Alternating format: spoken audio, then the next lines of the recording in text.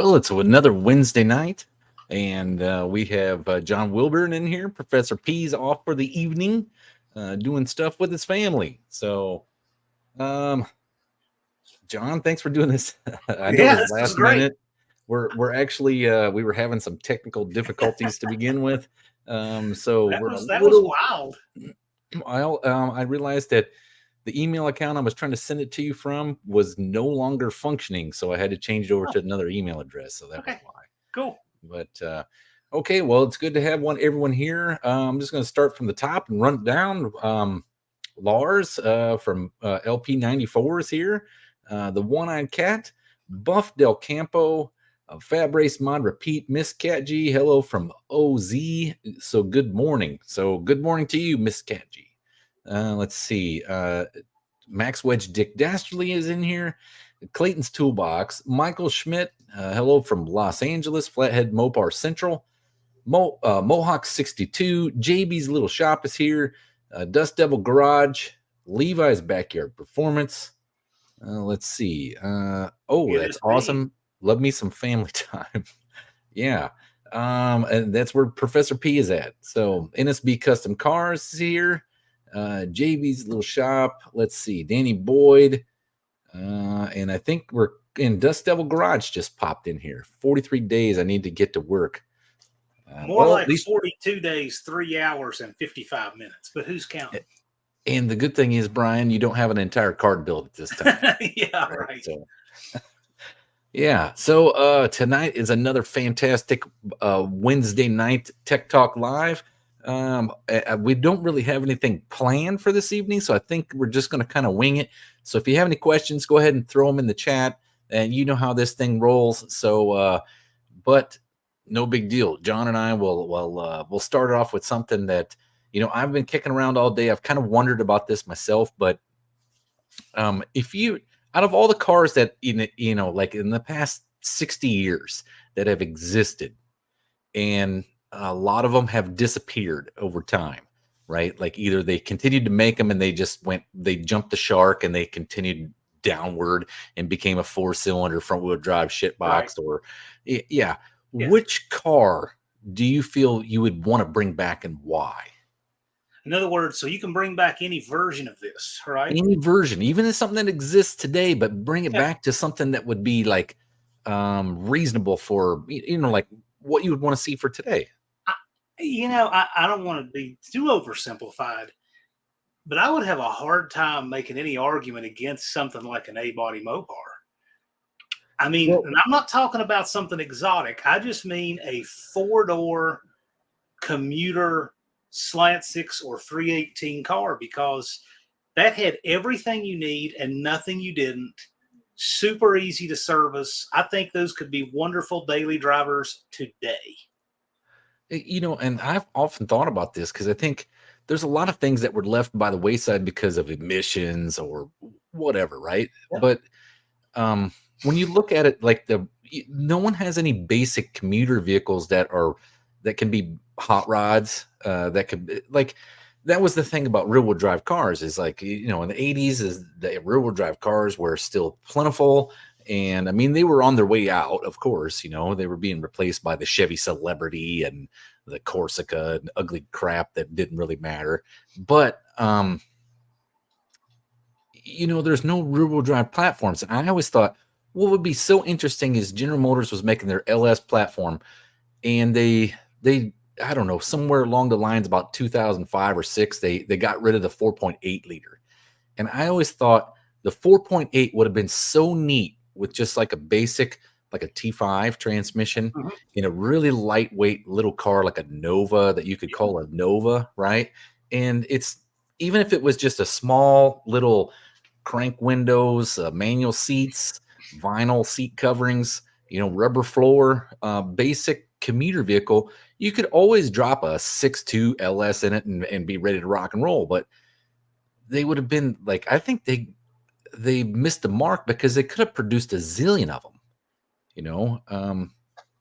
There is nothing that really feels that market at the moment. Another one that might have been neat to bring back from the past, if we were going to make a list of a few of them, because you really have to do it that way, What do you think about the Checker Marathon? Oh, it was a taxi cab, Yeah, right? how long did they make that thing practically unchanged? Right, from like 55 or 6 all the way through like 1992. I know they made it up into the 80s. Did they? Okay. Yeah, yeah, but I mean, gosh, anytime a platform lasts that long, and look how they got used too. I mean, those are some hard miles, right? I Yeah. mean, New that to York City me, taxi cabs. that the anytime you see a platform of a car used for like 30, 40 years, the same chassis, you know it was a home run design. So like Right. those your square body Chevys and those Ford F-150s they made for all those years, your Dodge Vans from 71 to 2003 had to be a good chassis to go that long, right? Right. I Yeah. mean, so I think there's several of those that make a good case to come back. Yeah, and you know, and Michael Schmidt's saying here, simple, inexpensive truck like the old Ford Ranger or Toyota Totally agree. pickup, right? Like the hard body Toyotas. Or how about That a bare Toyota bones Hilux, SUV? Right. that Toyota Hilux is amazing. It really is probably the top 20 vehicles of all time ever, if you really Well, think about you know what got me thinking about this is I got my little S10 pickup, and I mean, there's nothing amazing about it. It's like way underpowered. It gets 19 miles a gallon. But here's the thing: it's like it's made up of G body parts, it. and it is a stripper truck. I mean, it has Yep. crank windows and rubber floor and vinyl seat, and it's one color, Yep. and it's just so simple that it fit the American market well when it came out, and it was received well. I mean, people bought zillions of them things. I remember going to the junkyard in about 1991, and that's when the square body S10 started showing up in the junkyard, and there'd be rows and rows and rows of them suckers, and they'd be like 150, 200,000 miles on them. So it's interesting the different forces we have acting on what kind of cars we have, right? Like a lot of people agree that 1970 was probably the peak of when all engineering went toward making the car all it could be, right? And then, we went into the malaise era and had to start pleasing crash standards, fuel economy standards, and all this stuff, right? Right. But when did they quit making? When was the emphasis put way too heavy on all these weird consumer things that they stopped thinking about the You know what? cars as much? I, It's when and it I, got weird. Like that S10, it's all about someone sitting down and saying, "I'm going to make the greatest small truck that has everything you need and nothing you don't, and does all these truck things real super well." But then it just got weird. It turned into the TV screens on the dash and all these electronic things. you But can when did you that can kind of actually change? well, you can see that in the junkyards. If you go to the Yeah. junkyards, and the best one to see it in is the Ford F Series truck, right? The one that everybody calls the Ford OBS was Hmm. run from 1980 through 1996. It's technically 1997 for the Yeah. three-quarter ton and up, Yep. right? Yep. But you can see it in those trucks. In the 1980 trucks, you could get an inline six 300 with a 4-speed manual or a 5-speed manual up in the early 90s. But then about 1993, they stopped making crank windows in them. That was the Yep. last year of the crank window for the F Yep. Series truck. They all had power after that. There was no manual window options. And about 93, 94 is when all that started, where it had to be so bougie that your neighbor was jealous of it. It was almost That's tempting their exactly right. Cadillac, right? That's right. That's right. Yeah. And You so know, I think the companies that have done really well though are ones that were real late to go that way. Like for example, that CRV I have is a 2002, and mhm, it's not like that. Everything is real utilitarian and has lots of compartments and simple things, and all the features seem to have purpose to them.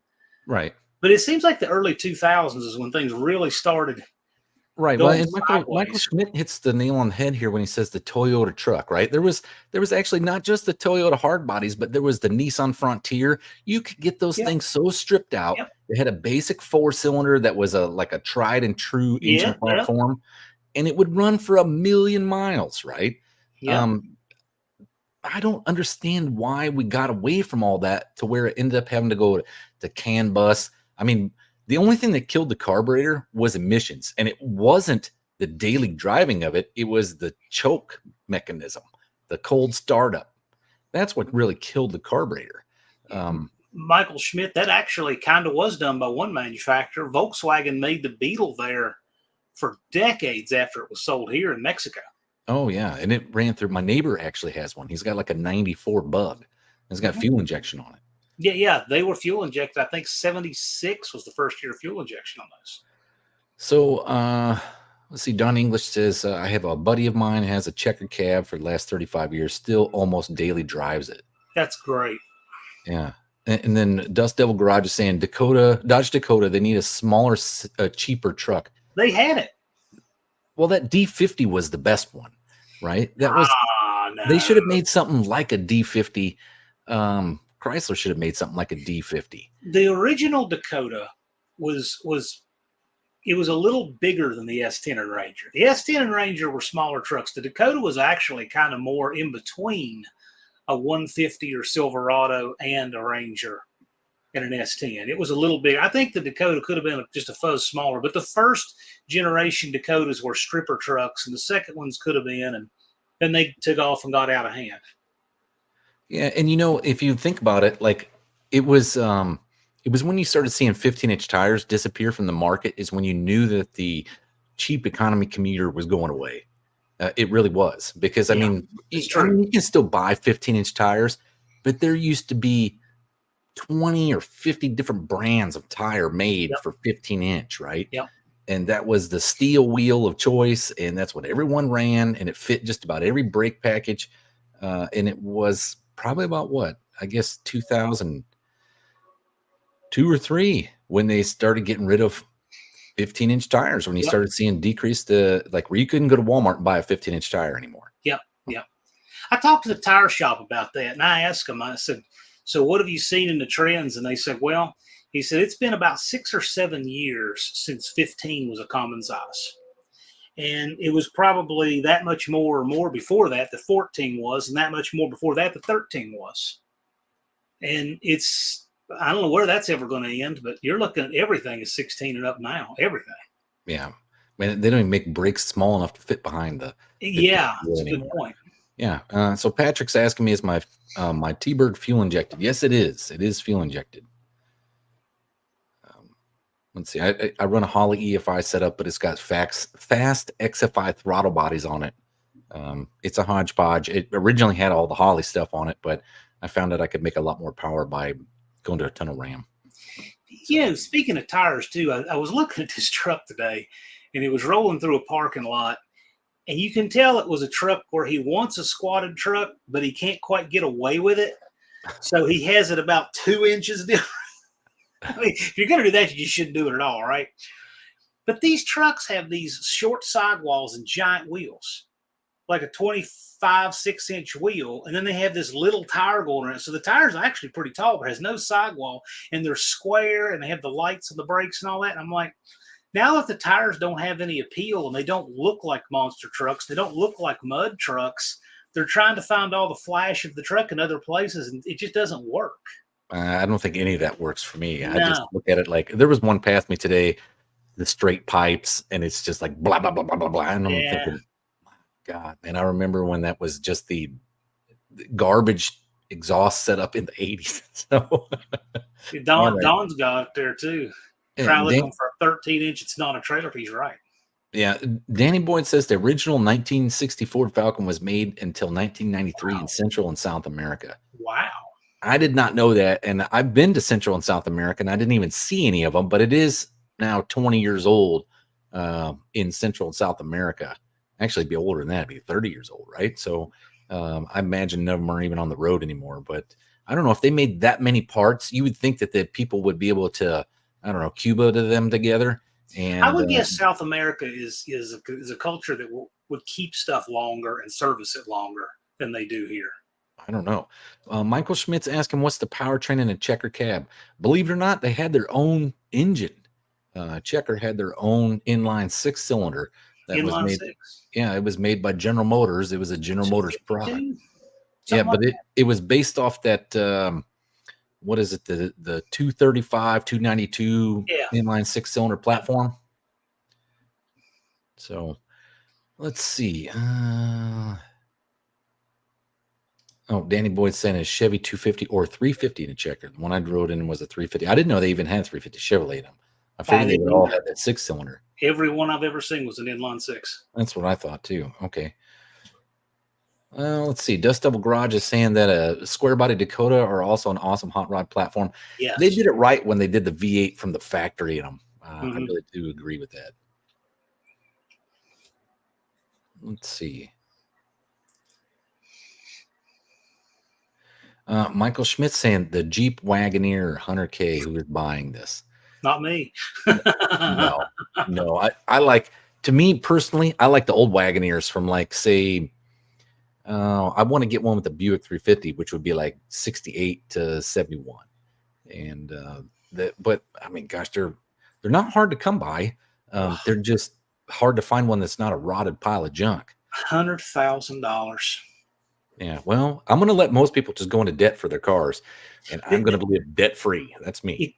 It's funny you say that. There's I put it up on a community post on my channel.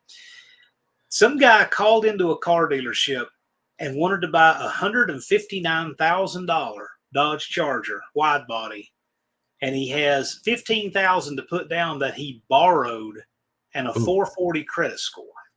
ooh, that That's whole I thing is a believe it's no. a real call this dealership got. Yeah, that's a no all the way around, right? Yeah, Yeah, go get. You need an S10, buddy. Go get an S10. that's right. Patrick's asking what do I use for a cam signal. I'm using a stock style. Well, not stock. I'm using an EEC4 style distributor. So it has it's essentially the cam signal off of that Hall effect sensor.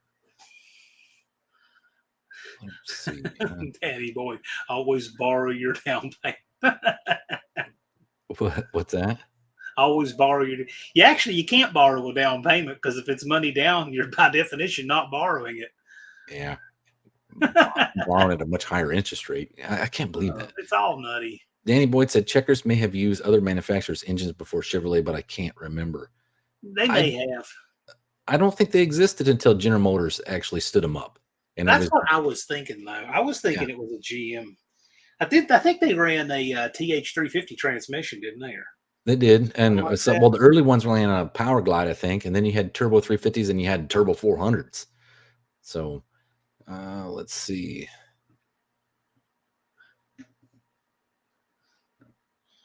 Max Wade Dick Dastardly says he hates big rims and no sidewall. I'm right there with you, and I also, like, I'll watch a car show until they say big rims, and then I just turn it Yep, off. out. When That's they say right. rim, I'm done. It's not me. It's not a rim. But let's see. Danny Boyd says that the Checker limousine had a 350 Chevy. So yeah, that's what I'm seeing right here. Is that you could get the 350 129-inch wheelbase limousine, and then they had a bunch of other stuff. So I think that's interesting. Let's see. Michael Schmidt says now that dude will file for bankruptcy after having the Dodge Charger wide body for 2 years. He won't get it. That you just it won't happen. And by the way, to get a 440 score, you probably have already had bankruptcy and recently. What I'm seeing on Wikipedia, and we know that that's not always accurate, but it's got here a listing that TH400 3-speed came in the Checkers, but it didn't have a listing for anything else. Maybe it's possible that's all they had was a TH400 because they knew they were all severe use taxi cabs. Right. Well, they could have it. And see, the Turbo 400, it came in almost everything, right? Believe it or not, the Turbo 400 was probably the transmission that took over the world before anything else. Yeah. And it, like, if you run through the list of stuff that it was in, besides the Buick, Olds, Pontiac, Cadillac, Chevrolet, you had your Checkers, but then you had other stuff like school buses, grain trucks, right? Heavy hauling equipment like tow trucks. If they weren't a manual, they were Turbo 400. Then you got into the overseas stuff. So you had Rolls Royce, you had Jaguar. Jaguar had Turbo 400. Per this article, 61 to 64, they were Continental 6-cylinders. I found really? that interesting. Yeah, I had no idea. And then they went to Chevrolet's 230, 250 after that. Okay. No idea. That's pretty cool. Where's the little rider? I don't have them this week. They started school today, so I won't see them again till the weekends.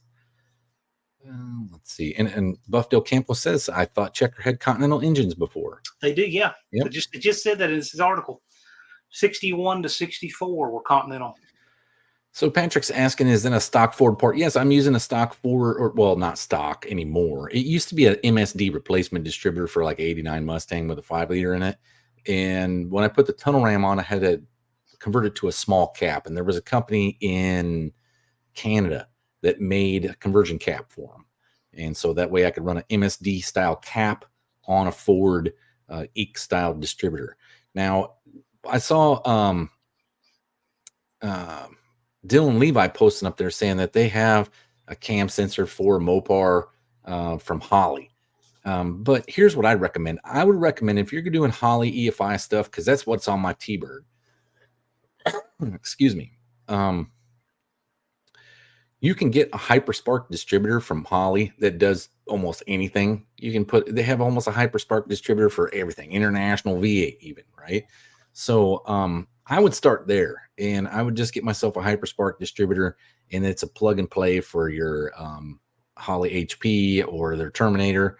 And I think you'll be much more satisfied and happy with that than mine is EEC4 Ford distributor with an MSD box spliced into a spliced in Holley EFI harness. And I was doing this when Holley EFI was brand new. So, I mean, it was like painful to say the least. And because they were really meant for like an LS. This is like a plug in an LS, not so much 5-liter Ford.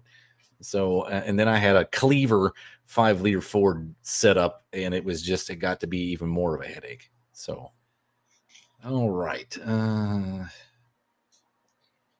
What else do we have over here? Okay. Michael Schmidt says Turbo 400 was all the high performance V8 inboard boats out here. Not know that. Hallett, Shaida, Howard, Campbell. I did not know that either. Yeah. But Turbo 400 was like the transmission that ruled the world for a long time. I'd say probably up to the early 90s to the mid 90s. It's just a good all around automatic. Yeah. And the neat thing was that, like, okay, the Jeeps that came with the V8 Buicks, they had a Turbo 400, but they had the nailhead Buick Turbo 400 with an adapter plate to fit it on the Buick V8, which is ironic because you'd think they just get Turbo 400s for a Buick, but I guess not. That's not how the deal went through GM. Maybe they just want to get rid of those nailhead Turbo 400s. But I always wanted one of those Jeeps because they came with the Turbo 400 that was set up for a nailhead. And here's what's neat about a Turbo 400. There's so much aftermarket support for the Turbo 400. You can literally walk up to that Turbo 400 with the nailhead bow housing on it and get a Sawzall and just cut that sucker off, put a JW Ultra Bell on it, and then you can hook up whatever you want. But the neat thing about the Turbo 400 is they originally were made as the Super Turbine 400 so they could have the switch pitch torque converter in them. Every single Turbo 400 has that ability to be converted to a switch pitch. So I always wanted to switch pitch one of those Jeeps just to see how it would work. But I think two things that make the 400 good, and I'm sure people that do a lot of GM stuff could probably add to the list. But not only are the parts big enough and beefy enough, but the fact that they just keep applying. So, for example, on a torque flight, you've got to be able to time coming off of one band and going to another. Like when you go from first gear, low first, to second, you're having to come off of the low reverse band and onto the intermediate. Right. And then when you go into high gear, you got to come off the intermediate band and onto high gear. Your high gear drum. So the 400 doesn't have that. You don't have any band overlap problems. It's just big and beefy, and everything keeps applying like a Lenco. And I think that's kind of an understated part of the reliability. That's why the Turbo 400 works so well. Oh yeah. Is it I don't know. It was a reincarnation of first the Buick had the Dynaflow, and the Dynaflow was essentially a 1-speed transmission with a 2-speed torque converter. And it was only about 18 inches long, weighed about 60 pounds, maybe at the most, with the converter in it. And they're real small. And the problem was that the Buicks made plenty of torque to get them up to road speed, but they were pigs off the line because you had a 1-speed transmission with a 2-speed torque converter. And what it did was they started from clean slate, and they built the Turbo 400. Like I said, it was built by Buick. It was made as a Super Turbine 400 to begin with, and that came out in '64. And then in '65, it was picked up across all GM lines, and it became the Turbo Hydromatic 400. After that, the '65 Buick made the Super Turbine 300, and the Super Turbine 300 was the predecessor to the Turbo 350, and it took some of the same. It had actually the same torque converter, the same switch pitch assembly in a Super Turbine 300 as it did the Turbo 400, as the Super Turbine 400. And it is the predecessor to the Turbo 350. The pan looks the same. The case looks very identical. It's like a mixture between a Power Glide and a Turbo 350. And I have one, and I'm actually looking at a couple of options. One, I'd like to take one and gut it completely and see if, since it's so close to the Turbo 350, can I adapt the switch pitch to the Turbo 350 setup? Right? I thought that would be pretty neat. Or the other thing is, can I use the 2-speed automatic and beef it up and throw it in something that's turbocharged? And then it would run really good. And that's a Glide with a turbocharged engine. They seem to run pretty good at the track. So Levi's got an interesting point here about that. And he says, don't be scared of using parts that aren't in parts stores. I promise the one store you stop at the time you need it won't have it. So parts stores used to carry a lot of stock on common things, and it was the other stuff you had to wait a day or two. And now they don't carry much of anything, and you have to wait a day or two on almost any parts you get.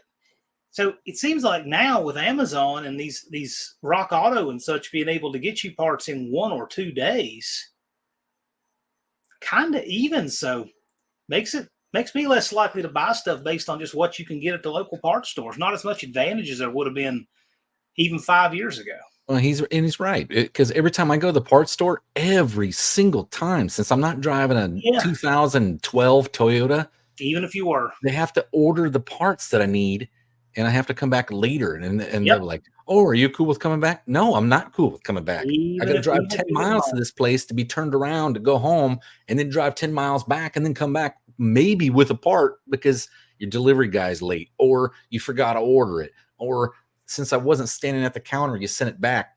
That kind of dumb stuff always happens, it seems like. If you bought everything, and I get the concept of it, I like the idea of common parts, but let's say you need something really common that would have been in stock in any store in the world a few years ago. Now it's going to be next day. So let's say you're stuck on the side of the road. Even those parts aren't going to help you using stuff like that. I hate to say that, but. Well, that's why I like my carbureted HEI distributed stuff. I'll tell you what, if I'm on the side of the road, I probably have a second piece in the car already. Yeah. That's won't be stuck there long. Yeah, with this stuff, you are your own first responder these days more than ever. Yeah. Patrick's saying, "Oh, I get it now. I've been looking at a Ford 351 Windsor 1995-ish cam sensor. That way I can get it anywhere." Those things they were available on Explorers, and they were literally everywhere. The V8 Explorers was the famous one for the 5-liter stuff. I just never went that route. It probably would have made more sense. But when I put my junk together, the coil on plug was baffling to me. It was still fairly new because I started putting that car together in 2010. No, 2008. So I just used what I already had. That way I didn't have to buy something new. But it was hard to say the least, because all the nice diagrams in the Holley EFI kit now weren't there. It just had one for a basic V8. And so you had to kind of figure out how to adapt it to yours. So it took a lot of homework on your part and a lot of tech manual reading, and then figure out what signals you need. And then I, like an idiot, I threw an MSD box in there and made it 10 times more complicated.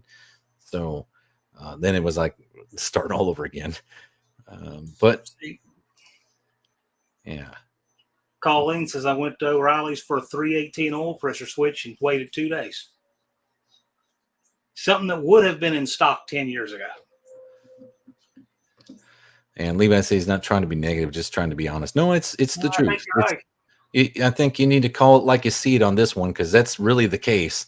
They're never going to have the parts you need. They know you're the only place you can get it.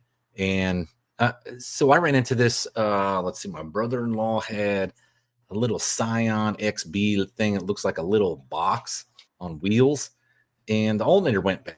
And I looked it up online. There's like every single parts store in town was like, we got one, you know? And I'm like, dang, $20.45. When are you going to buy an alternator for a foreign car for that cheap? So I went in there. Oh, no, they don't have the alternator you need. They just had an alternator for $20.95. Right. The alternator Starting you need, yeah, was starting. $300 something, right?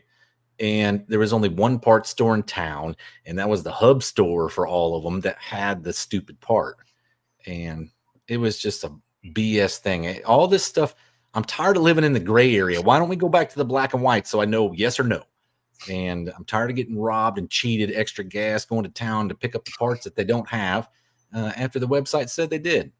So, Well, they sell to garages much cheaper than they sell to people's counter. I'm sure. So, Well, you know, today I Rock paid. Auto is a whole lot cheaper. Michael Schmidt's got a great comment on that. He says the Rock Auto is a third the price, and they can be literally that much difference. And it's interesting. He says he doesn't see how O'Reilly's or AutoZone are going to make it unless most of their customers are last minute Larrys. Well, people do have an appetite of being able to buy on the spot and wait for nothing, right? But that said, it was the O'Reillys and AutoZones and Advance Autos that put out everyone else. I mean, we used to have 4 local non-franchise parts stores in my town, and they are all gone. And they've That's been what it was replaced with big corporate stores. in the early 2000s. You had, I don't know how many parts stores. There used to be like CarQuest and AutoZone, and then what was the other one? The Bumper to Bumper. There was Super Cheap Auto. There was just like a ton Nationwide. of them.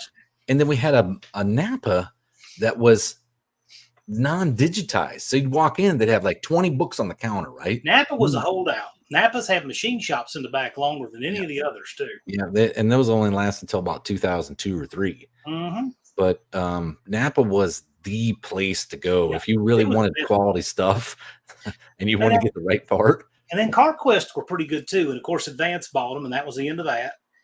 And, all these small ones have been swallowed up.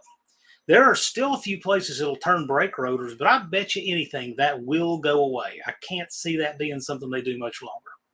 They all have the machine. What I found is they don't have the person that knows how to run the machine. Well, that and cheap Chinese brake rotors. What they're going to stay is that now modern rotors, you can't turn them. You can only replace them. I just see that coming because they've done that with everything else. Let's see. Mostly on Parts and Rust says, I don't want you to be any other way, Dylan. I was looking at MSD cam sync and an extra sensor for $115. The Ford sensor is $36. Yeah. A cam sync really is only a 180-degree sync. It's a Hall effect sensor with a 180-degree sync on it is really what it is. And I'm telling you, you can probably use a distributor out of a EFI Chrysler if you have room for one, and then make that Hall effect setup work. So, and that would be probably even cheaper than all of them. Rob says that that ASAP shared a warehouse with Advance back in the day. Everything seems like it's next day now, just about virtually everything. Yeah. Max Wedge Dick Naturally says, parts counter guy had to know what car I needed a 360 Mopar oil filter for. I said 80s Ford Ranger. I usually, before I even walk in the parts store, I'll run it through my head because I've been doing this long enough that, it wasn't until like the 90s when they started using computers, and then the guy behind the counter didn't know jack crap, right? When you say, hey, I need a motor mount for a 350 Buick, and then you get all these dumb questions. Does it have air conditioning? What does it matter, dude? It's just a freaking rubber motor mount, right? And that's where all of that stuff started. So now I always play it in my head. Okay, what do I need? All right, I'm going to go in here. I'm going to, just like today, I bought, I put an oil filter housing from a a later model V6 Buick on Clint's 300. We're going to stuff in his S10. And well, it's actually my mule motor that is our plan B for Clint's engine install to begin with.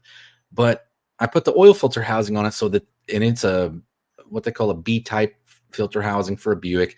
They're clocked differently, so it gives you more frame clearance on the side of the engine. And I used one from a later model V6 because you can buy a brand new oil filter housing from Melling for a later model V6. And of course, it's a later model V6, so the thread pitch on it is metric. So I go in the parts store. I'm needing the oil filter for a metric Buick V6. I tell the guy, I say, hey, I need an oil filter for an old Buick. He said, okay, how old? 85 Buick Regal. Is it the turbocharged model? Sure. Right. Well, is it got a turbo or is it not? Yes, it has a turbo, right? Just so we can get through this, like, because you know what you need. It's the same filter for all of them. So just get me to the point where it's got a part number and then shut up. Max did dastardly. He says the parts counter guy had to know what car he needed the 360 Mopar oil filter for, and he said an 80s Ford Ranger. This is where the experienced guy next to that guy who asked you what you needed it for just goes back and gets a Fram PH8A or a Wix 51515 and hands it and says, here, this will fit either one of them. Yeah, it doesn't happen like that anymore. Unless the guy, most of the time, the people that's working the counter at McDonald's, when they graduate to like O'Reilly, right? Right. And then, and they don't know crap. And what's funny is they're only there for like another year or two, and then they realize they're working at McDonald's 2.0. So they leave, and you get this horrendous turnover, and you get people that don't know anything about nothing, which is sad. Let's see. Rob's Rods and Streetcars says that ASAP, I think, shared a warehouse. Oh, we already saw that one. Okay. I must be way behind.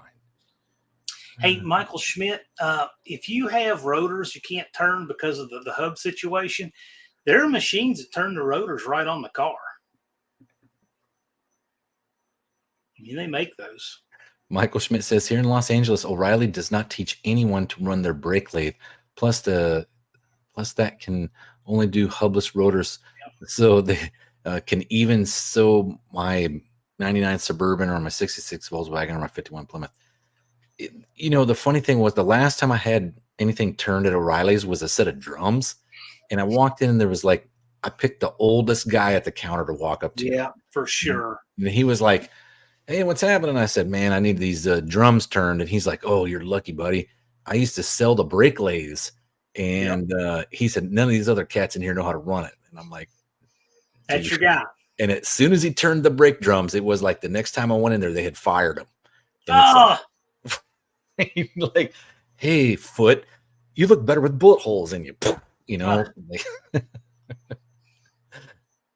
So, yeah, cut yourself off at the knees, a $3,000 lathe machine, so you could have no one knows how to run it. Yeah. Let's see here.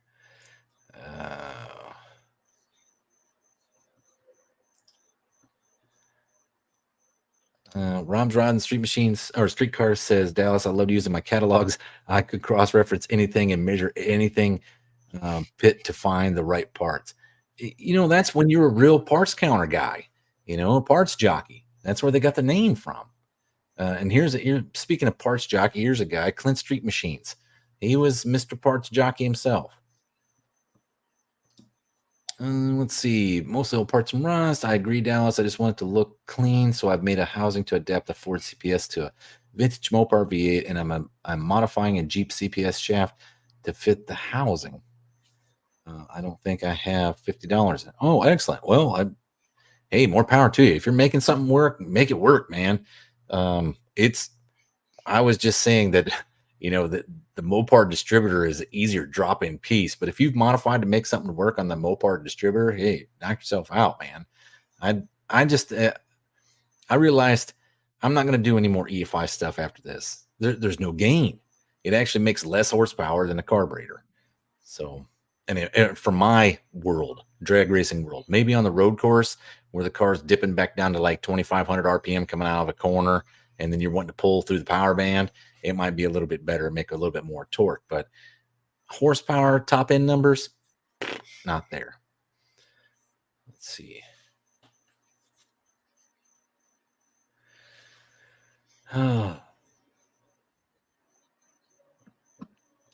Oh, Chris Cox says from Fabrice Mod Repeat, it's getting hard to find the bits for some of the machine tools. I don't doubt that. I know they are phasing out the old school machine tools like lathes. Okay. You can't get any repair parts for a lathe anymore if it's Why? made from. Why would that be? I don't know. Like some of those companies don't even exist anymore. Made lathes because it was just like the auto industry. There was 20 different manufacturers for lathes in the United States, and then what was it? Do you remember what was the one that they were selling in the 80s that was in back of Popular Mechanics, like the mini bench lathe? Yeah, there was a lot of different brands. The Smithy machine, I think that's what it was. Yeah, that's right. See, that's it. And I don't know if that even exists anymore.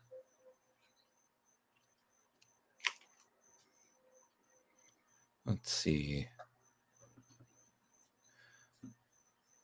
Michael Schmidt's trying to become completely independent. Well, Dizzy Izzy says Buyers Auto Supply in Fenton, Missouri has been in business since around 1930. They still have some new old stock from all those years in between. Good place for hard to find bearings and such. You know what's interesting about that is I remember about, what was it, maybe 3 years ago, Andy Wood's local hometown auto supply store was going out of business. And it was like, which one was it? Belmont Automotive. They were like a mom and pop open business, and it had been there since like the 40s or 50s. Mm-hmm. And they had a clearance sale, and it was like 20 people there. Yeah. Right. Which is sad. All of the inventory that they would have had, and it would have been dating back. I mean, you probably were going to find some international outer hub bearings for a pickup truck from 1966, but, and of course you didn't have one of those, but you're also going to find those hard to find bearings that, they're $100 a piece on eBay that somebody manufactures, and it's just one person. So,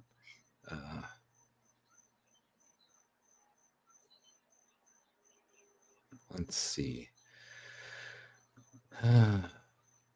Dakota makes an interesting point here. He says he barely goes to a parts store. He needed a belt and had one with him and needed one just like it. And the guy at the counter told him it would take a long time to find the one.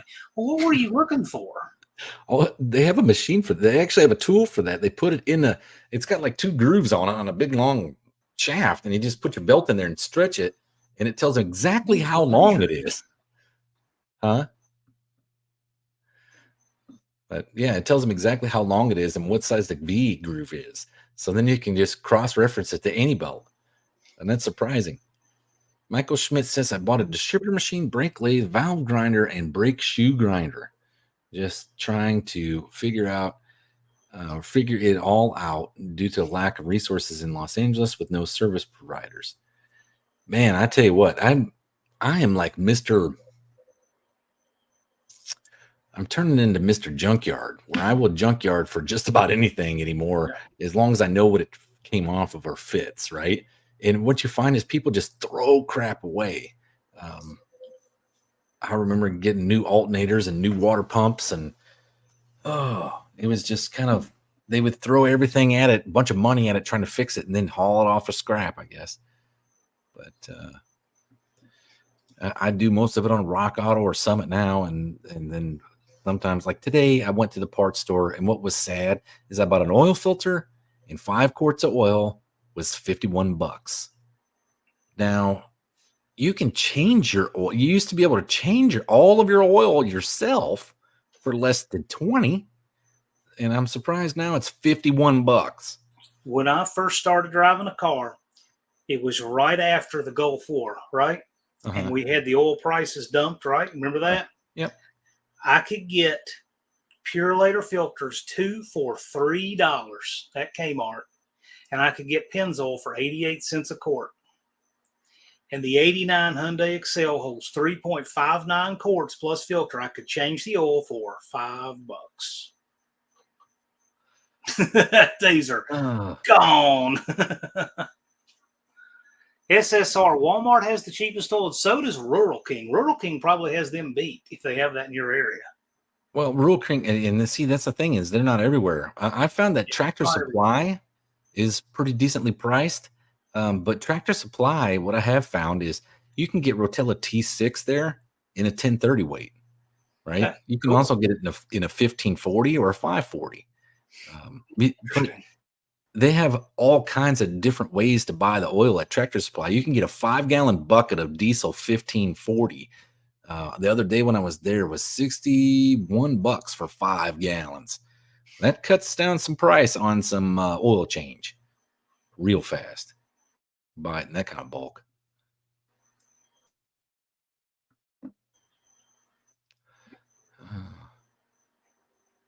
So Clint says I got to LA in 1989 when the next very few years all the old timers were closing up and leaving town. They lost a lot of super knowledgeable guys in LA. Well, it used to be that's where all of that's what like the benchmark was in the United States for hot rodding was At Los one Angeles, time. California. Today, I bet you couldn't find 5 hot rodders inside of LA County. It's just it's nothing. Even the businesses that were there are completely gone. I think the only thing left is the Edelbrock Foundry. There's maybe Good Vibrations might still be there. Levi, he recommends Schaefer's oil. I know a few places sell Schaefer's. Yeah, Schaefer's is expensive though, my friend. Michael Schmidt says services like alignment, generator, starter, rebuilders, chromers, etc. get it hard to find people to help close by for Plymouth Club owners. The chromers, the EPA has been after them for years, so it's went up 100-fold of what it used to cost. That and there's so much less that has chrome on it anymore. Right, and they do that on purpose, so they don't have to have the chromer. What has a chrome bumper anymore? Yeah, I don't think you can buy a truck with a chrome bumper now. Yeah, but even the stuff that is chrome bumpers aren't real chrome bumpers, so that they're horrible metal. You're not going to re-chrome these new bumpers. No. And the generator starter rebuilders, that's the China starter generator or alternator rebuilds that you can get for super cheap. That's what they started doing. You cannot beat somebody who's going to work for free. You can't. Alignment machines and tools for alignment are better than they've ever been, but it's so much harder to find anyone that actually understands front end geometry. Yep. Yeah, that's the problem. What you really need is the old guy used to line them with a tape measure and a plumb bob, and him use the new alignment machine, and he's going to be able to smoke that sucker because it makes it so easy for him. But the kid that you bring in there today, they use that alignment machine that I can look at it in 5 seconds to figure out how it works. And this dude's looking at it like, oh man, I hate this machine. It's so old and decrepit. Okay, I had a friend. He took his car in for an alignment, and he said, "Yeah, I took it in for alignment. It drives just as bad." I said, "Well, send me the printout." And the printout was a disaster. I mean, the cross toe was off. The rear toe was like the car had been wrecked. It was worse than when it went in. He said, "Yeah, but the guy used this real expensive Hunter rack." I said, "Yeah, but he doesn't know what he's doing. Clearly, to let this car go out like this, it's ridiculous." Michael Schmidt, he says here, it's hard to recycle oil. Parts houses always have excuse why they can't take my used oil as they are required to do. Okay, so here's something I found out because my local parts store started doing the same thing because those lazy sacks of crap didn't call somebody to come suck out all their stuff. But here is the thing. It is a federal law. If they sell motor oil, they have to take used motor oil. They have to. They have no choice. Now, if you take it in there and they're like, oh, our receptacle's full. Cool. You can't sell another quart of oil until that receptacle is not, or until that receptacle is empty. It can accept. You know what? It's funny he says that because I didn't think anything about it until I saw your comment, Michael Schmidt. The last time I tried to recycle oil at O'Reilly's, they acted so funny about it. I went in there. Well, we have to get your name. We have to witness it out of the container. I'm like, what is this? I've done this a bunch of times. And now all of a sudden it's this weird thing to do. Like It's almost like they want to discourage you from bringing it. Right. And then it's the same thing they do to me. Like, oh, you can only do 2 gallons. Why? Because I can go out here and buy a 5 gallon bucket. Why can I only bring 2 gallons in? And I started looking at it like, Yeah. you know what? That's where I really started looking into doing an oil burner, not like a diesel truck, Yeah. but I mean like a garage oil burner, waste oil burner. And like, That's all what right, screw them. They Cochise don't is want my talking oil. I'll burn it. Sucks the stuff. I mean, you can't get rid of it. But that is a great way to heat your shop. You have to. It's a good expense up front, but man, it's good for heating the shop.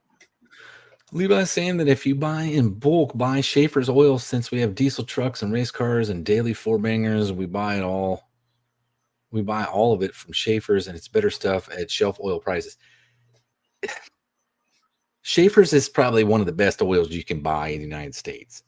I don't know if it's available overseas. It probably is, but Schaefer's has never been cheap, ever been. It's always been at the higher end of the oils.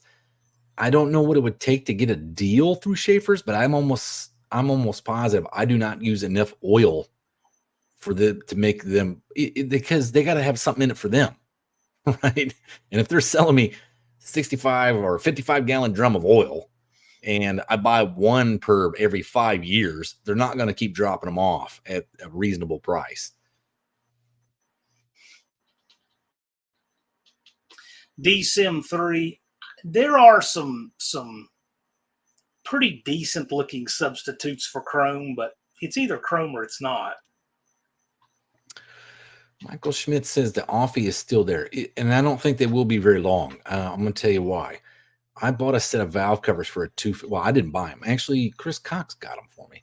But I was shopping around for a set of Buick 215 valve covers. And Offenhauser still has their 1962 catalog, and that's what they make, is the 1962 parts. And it was $750 for a set of valve covers. And I was like, my God, who is paying that kind of money for valve covers? And luckily, I had called Chris Cox. He did, like I said, he has a Speed Oasis out of Norfolk, Virginia area, and they're not. I think it's Chesapeake. I said, "Hey, man, do you get any parts manufacturers that would have any of these on stock at sitting on a shelf?" And give him the part number, and he was like, "Yeah, I got one." And they were, I don't remember what it was, $400. Like, God, snag them up, like snag them up, man, because they're selling them for $750. So yeah, that's I don't know how much longer Offenhauser is going to be a business, because their product is from 1962 and it's got 2024 prices on it.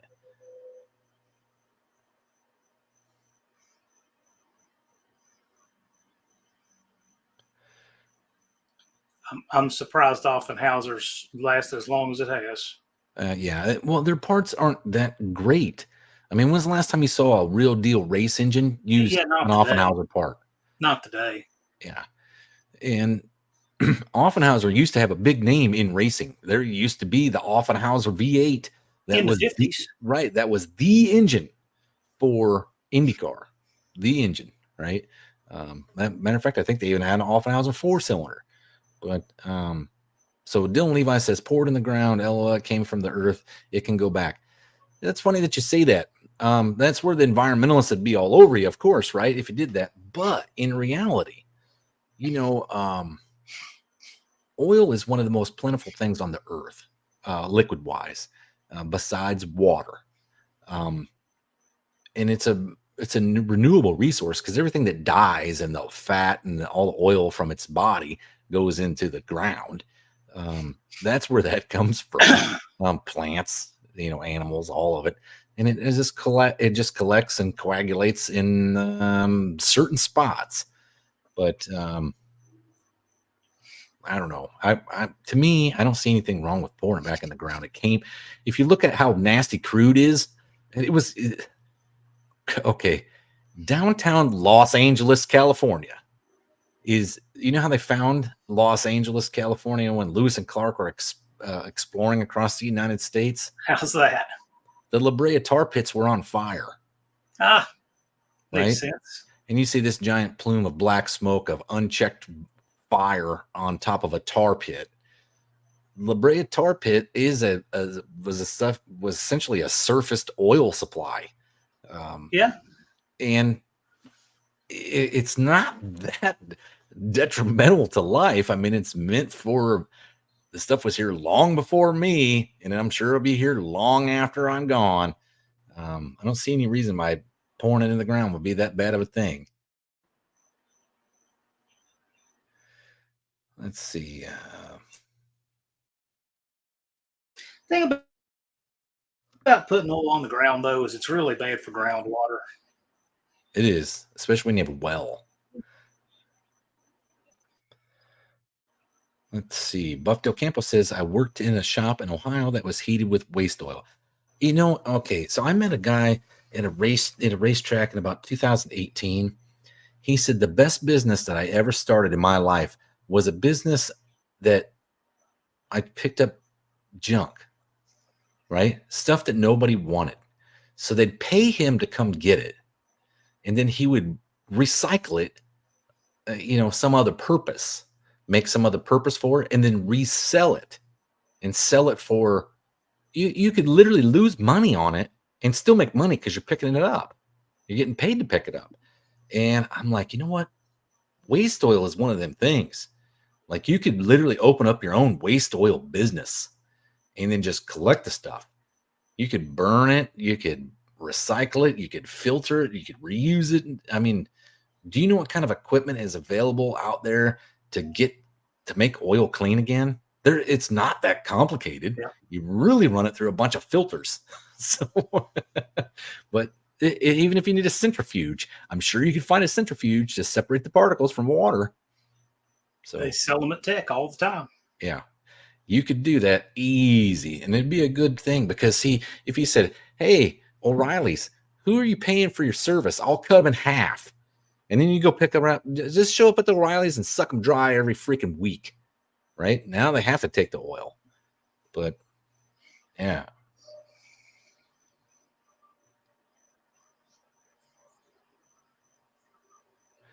Let's see.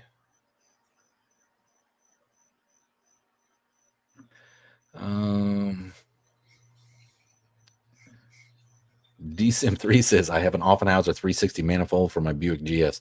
They still sell them. You can actually buy a dual quad for even a 360 version, which is a big single plane setup for a Buick 455. They have some neat stuff. They need to update it. They need to spend a little bit of time and money engineering and just modifying what they have, because they could make some really neat stuff that's comparative, because there isn't anything new happening in the market, but their stuff hasn't been updated since like 64 or 67 or whatever. It's got the same parts.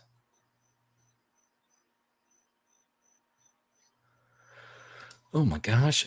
Patrick says, I took over 50 gallons of used oil to O'Reilly over the course of 3 months. They never said a word. Of course, my buddy is the commercial account manager.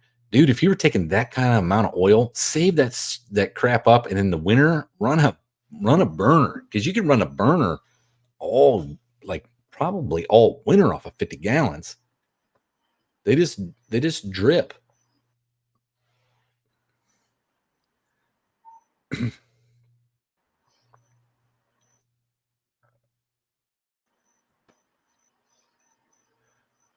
Let's see.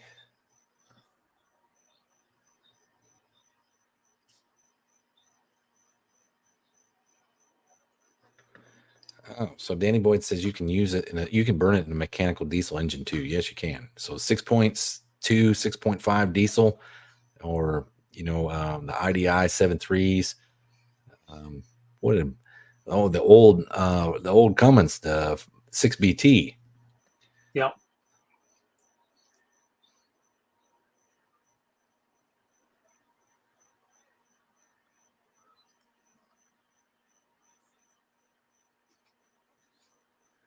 All right. Well, Patrick's heading out.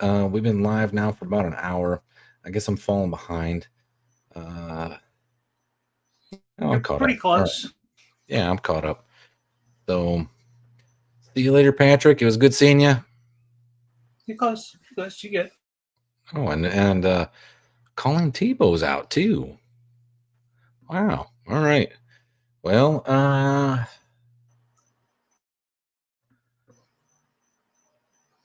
let's see what else we got here. Does anybody have any questions they want to throw out there? Any tech questions they've been thinking about?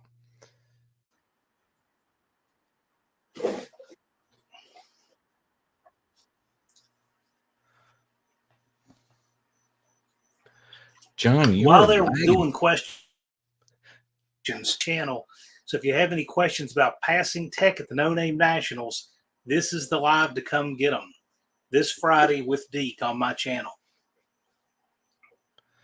And you guys you're gonna do this Friday is gonna be Deke. The following Friday is gonna be what? You're gonna have participants from the No Name Nationals. We're gonna have one of our classes next Friday. One of our class races. Oh, John, you're dropping out big time, dude. Or I am. Yes, it'll be one of our classes. I'll announce that very shortly. Which class? Hey, Dallas, I'm going to switch to my phone. Just make sure to let me in. Okay. No problem. All right. Clayton's Toolbox says any rev limiter, rev control suggestions, use a 6AL box, something else. I use a 6AL box, but I have used other stuff in the past. But it depends what you're running. A lot of things don't require. Okay. We'll put the John Wilburn back on his phone. There we go. It's not crashing the live anymore. That's all right. I cut my audio off on the desktop thinking I'd fix it. So we're good now. When Clayton's Toolbox says any rev limiter, rev control suggestions, use a 6AL box, something else. I do it with the 6AL just because the 6AL was the easiest thing to work with. That's what everybody has anymore.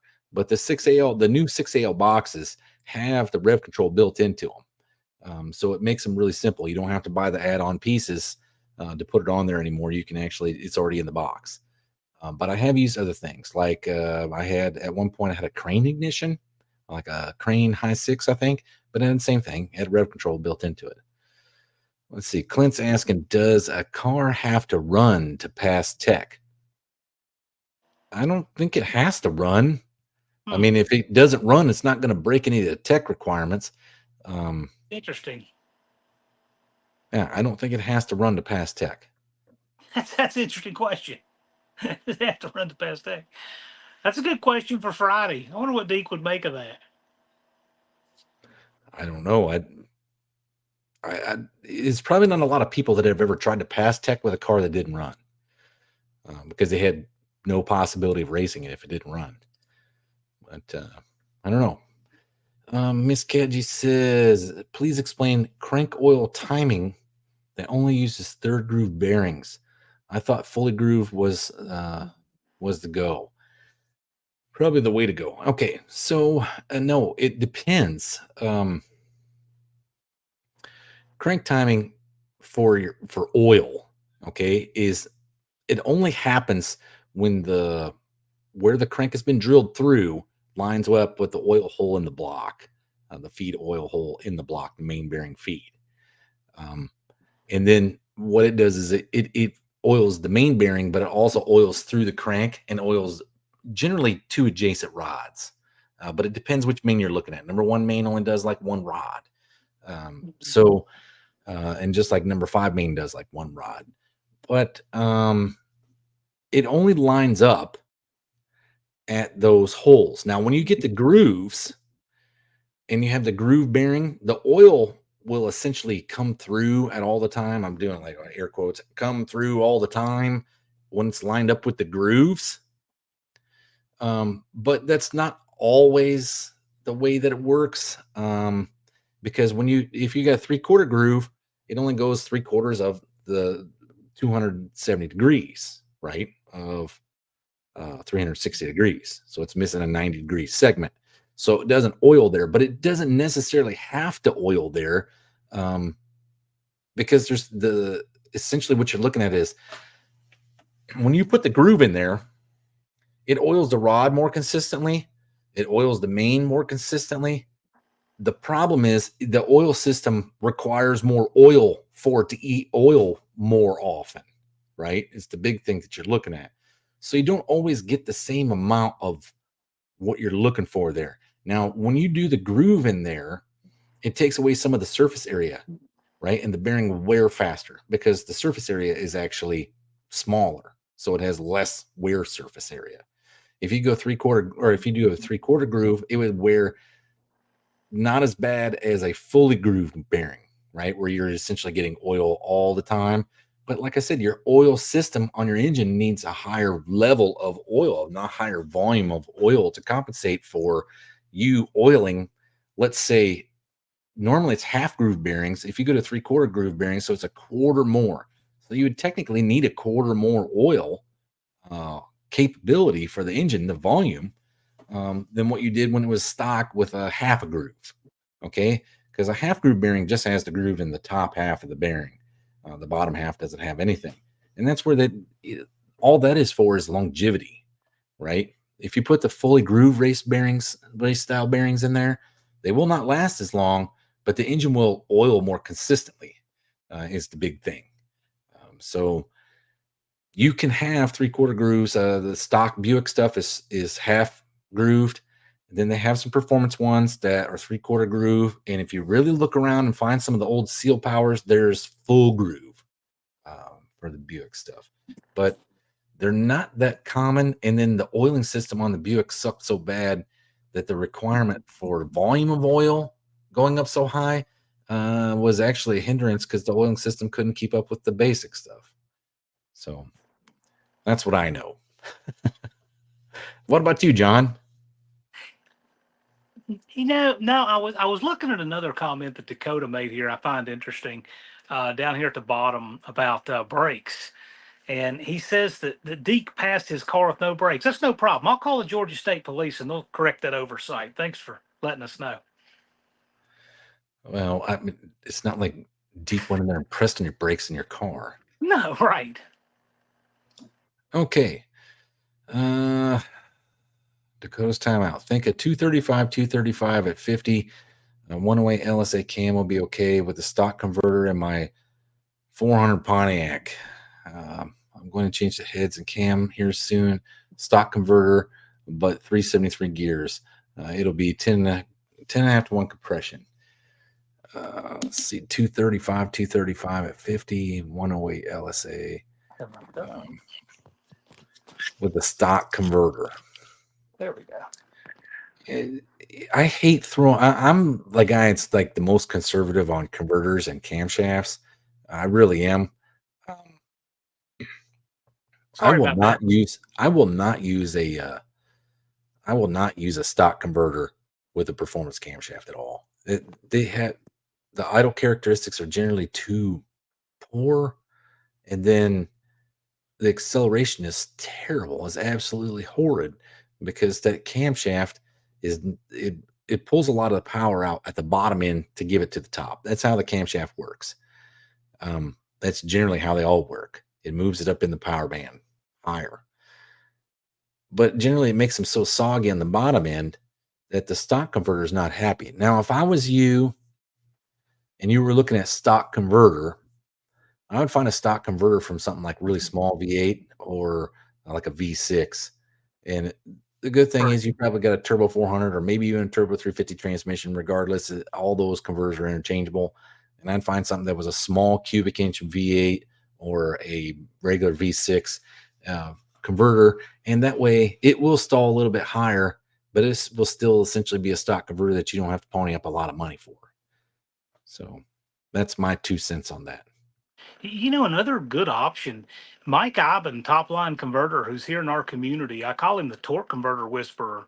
He can he can make a custom converter, and it'd be surprised. It's not as expensive as you might think. He can spec a converter out for you and have it be a really reasonable price. I think Well, competitive with a lot of big box stores. Well, it depends what you get, right? If you're Yeah, running, like, let's say this 400 Pontiac that he's building with 10 and a half to 1 compression, it's got this 235 cam with 108 LSA. Okay, that thing's going to probably want to idle at about 850, 900 RPM.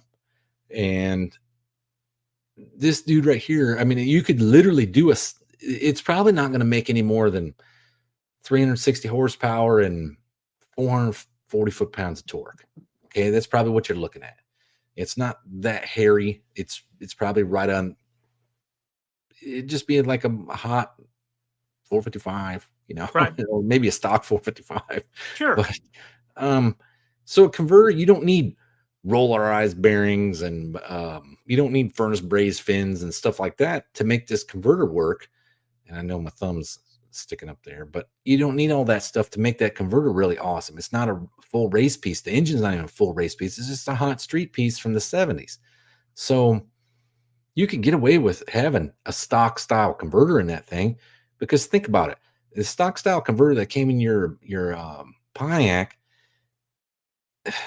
the same case was used in the Oldsmobile powered campers, right? The 455 Oldsmobile front wheel drive GMC campers that they made in the 70s. Same converter case, right?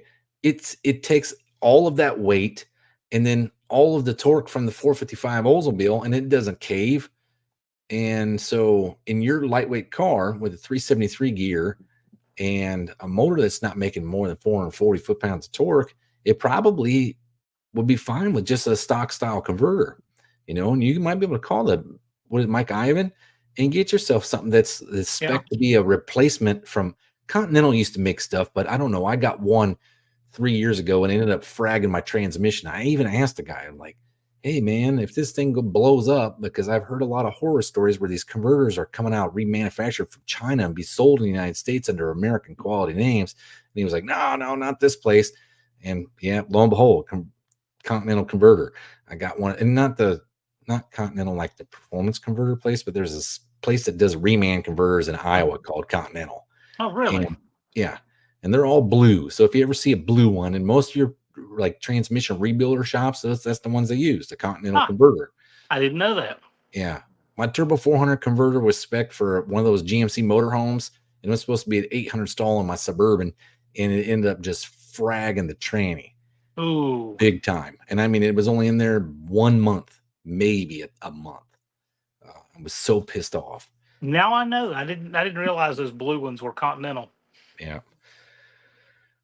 Let's see. Levi's asking, y'all did say you could do chassis cert, right? I'll have time to do license passes, but hiring the NHR to do a cage is a pain and it's expensive, right? That's why I was originally doing them.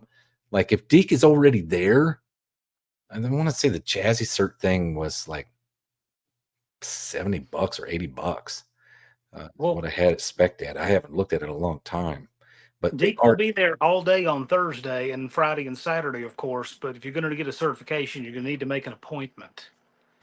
well, he was talking about doing a certification day because there's so many people that are running fast cars that need them looked at. And I don't know if that he was going to do that on Thursday or not. I thought that's what the plan Yeah. was. Well, the thing is we want to have tech on Thursday. We always have, but instead of opening it around noon, we're going to open it first thing in the morning. We want to try to get tech done as efficiently as possible this year. And this is going to give us extra time if somebody needs cage search or something like that.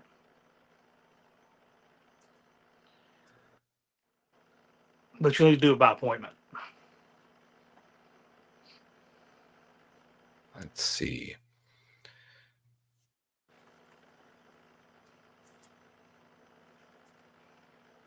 Oh, well, this is something that Chris Cox bring up that I hadn't thought about. He's saying the 3/4 groove gives you more surface area for high power applications as well. Yeah. Yeah, that probably would be. It'd be more hydraulic wedge surface area, Yeah. But I think they came primarily in engines from the factory. Well, the half groove stuff did, so that you had longevity, I believe. But that would work well in high power applications. I like that, David James. Spark plug wire size equals power. If that were true, everybody would be running those 10.9 millimeter Excels. Lori Conboy says Buick nailheads have fully grooved crankshafts on the mains. And I don't doubt that. The main bearing on a nailhead is only 2.5 inch. And they had quite a big oil issue with the nailheads as well. Small block Mopar is 2.5 inch too. Oh, really? Well, so is the 300 Buick is the same way, and so is the Chevrolet small block when they went to the large journal. But 2.5 is a good number as long as you don't go over like 3.6-inch stroke. DSim3, I really liked all your videos on Buick oiling mods. Good stuff. Thank you. Yeah. Well, keep watching. I'm about to. Okay, I'll explain what's going on with me, I guess. I'm going through a divorce right at the moment. And so right now, I haven't made a video on YouTube since December of 23. And I'm trying to get to a point where I can start continuously making videos like one or two a week and just keep having new content.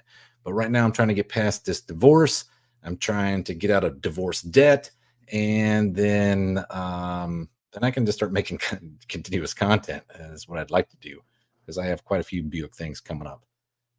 But yeah, okay. Twisted Mopar Garage Buick needs all oil modifications you can do. Well, some of them, and there's some of them that are over the top too. And I don't do them unless the engine's going to see north of like 6,000 RPM. So. Oh, Clint says he has a Continental converter in his 700. All right. And it's light blue. All right. And you might be replacing it after you put that Buick 300 in there.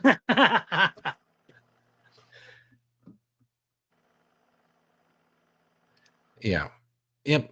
So Levi, the NHRA is 175 plus the travel fees, and it was a wait time last time for my dad. Yeah, that's right.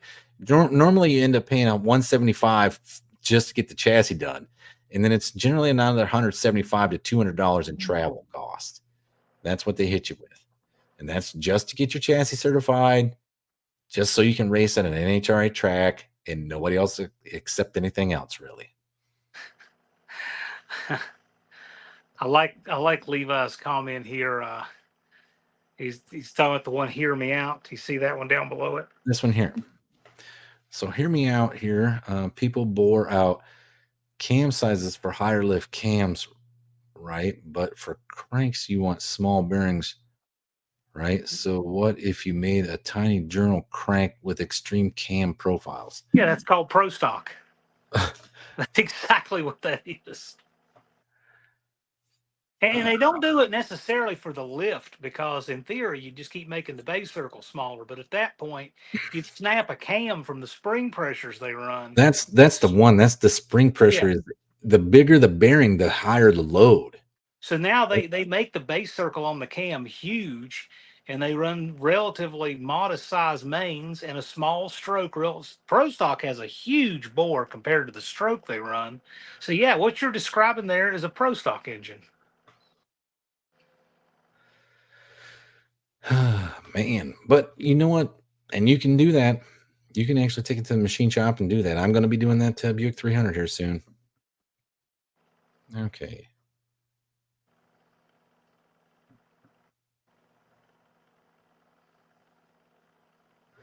All right. Well, I guess we have no more new questions. I'm kind of caught up now, so maybe we go back and look at some of the older ones. Levi, did you know a Pro Stock's only got a deck height of about 8 inches and change?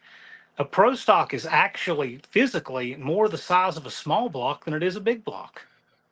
But they have and small block stroke, but they have a massive bore and huge heads. Yeah, and the bore center on them is like 5.5 inches. It's a 5-inch bore center, and they go up to 4 3/4 bore. Oh, okay. Well, that's still humongous. But 8 and some change is the same deck height as like a 302 Ford. It's very short deck height, very short. Yeah, but they run not a lot of stroke. It's all bore, and then turn them way up. The cam journals are huge, and they run a cam bearing between every pair of lobes. There's 9 cam bearings in the block.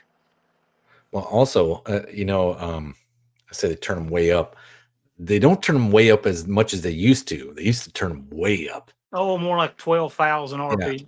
Yeah. The Mopars would run 12,000 or whatever. But see, that was the GM jumping up and down crying thing in about 2011 or whatever it right. was. We need to put a rev limiter on them. And a rev limiter what were they putting a rev limiter on them for? They weren't going too fast. They weren't Well, super expensive. It wasn't no, the GMs couldn't keep up with the Mopar that was turning 12,000 RPM and running away from them. That was the big they one.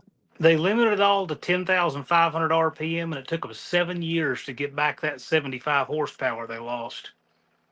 Well, see, it also killed the Ford and the Mopar off, and it Sure became did. just a GM show. And That's then, it. and then the way they fixed that, you could run any car you wanted with a GM engine in it. And then it's like it's so far from pro stock. It's It, so far from stock. It's not even relatable, right? It's literally not even relatable. And they just don't know when to say, hey, we've jumped the shark. We can't put the genie back in the bottle. They did put the genie back in the bottle, and they came out with that Factory X class, and that lasted like 2 seasons.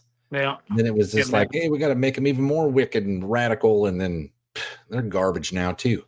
But if you really wanted to make that thing right, pro stock, the easiest way to do it is it has to be a factory production line piece, right?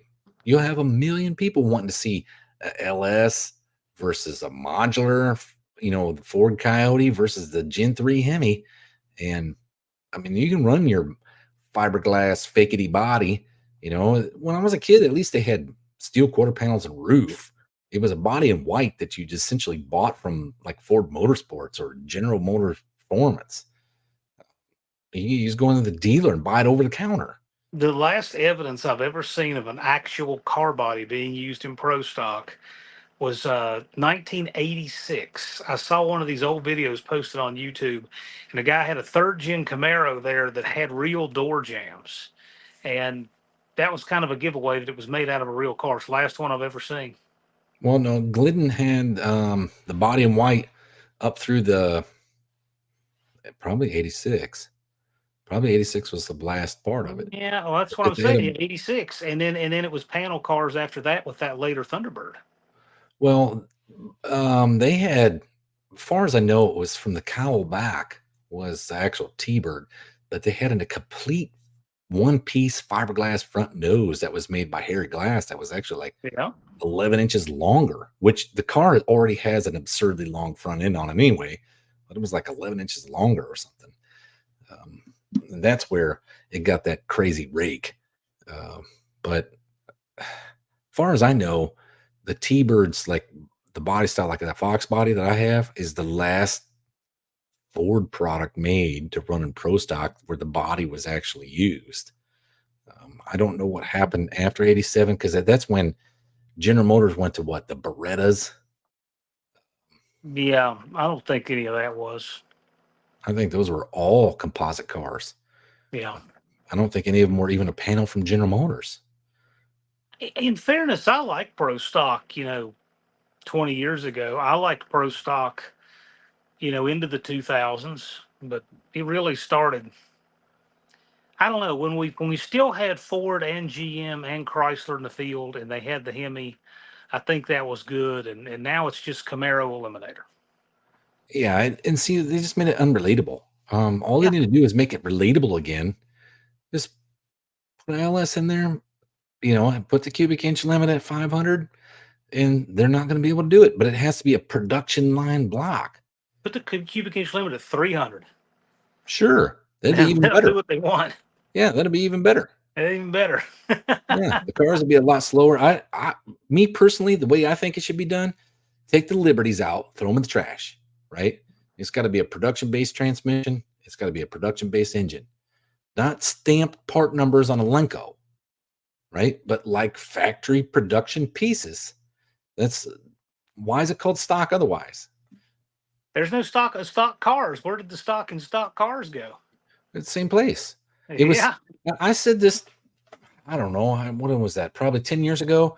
Right before I started doing the AHRA stuff. All of that stuff was sacrificed for either ET or mile an hour. All of that stuff. And that's the worst thing that you could possibly do because every piece that you step up away from the factory part gets more and more essentially proprietary and expensive. And then you need more money to run the team. And then when you get the money to run the team, Then you get in that perpetual cycle where they were in the mid 90s, where it was like they had to have a sponsor or they couldn't run. Yep.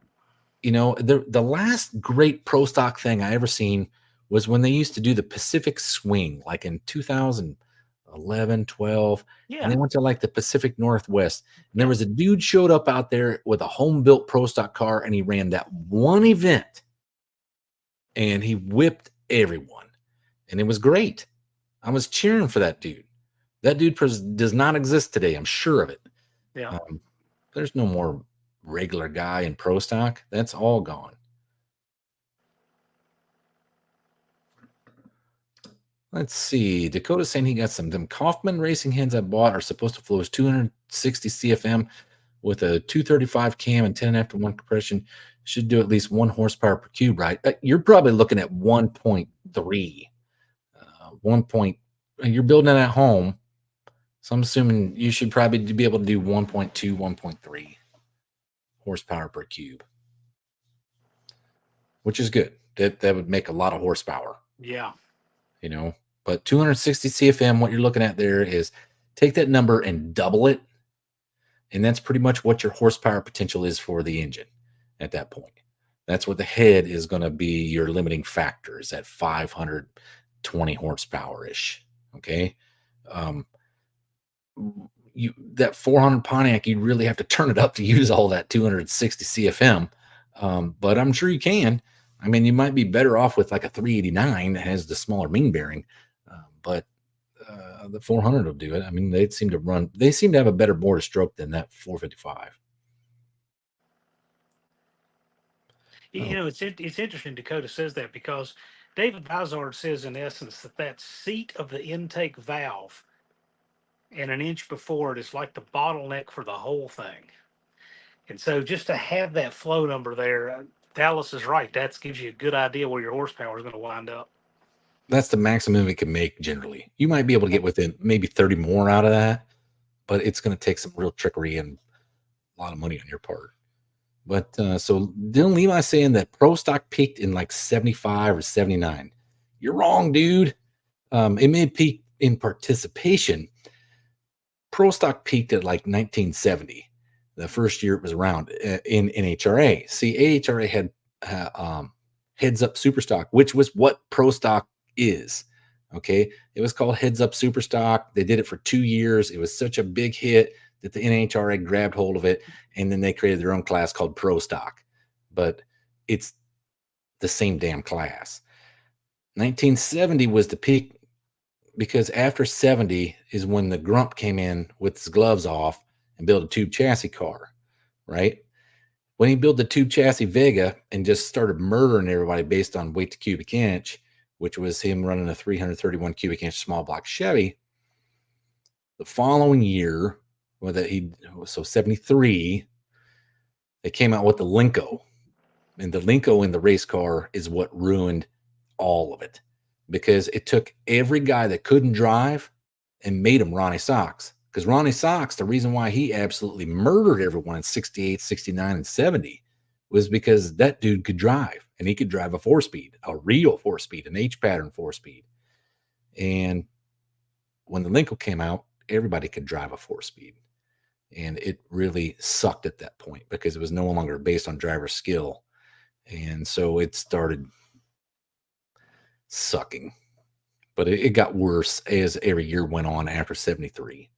So, there was some neat things that came about. There was AHRA had a pro stock class where you could run a small block of nitrous oxide, or you could run a big block. No nitrous. But there was an equalizer for the regular guy.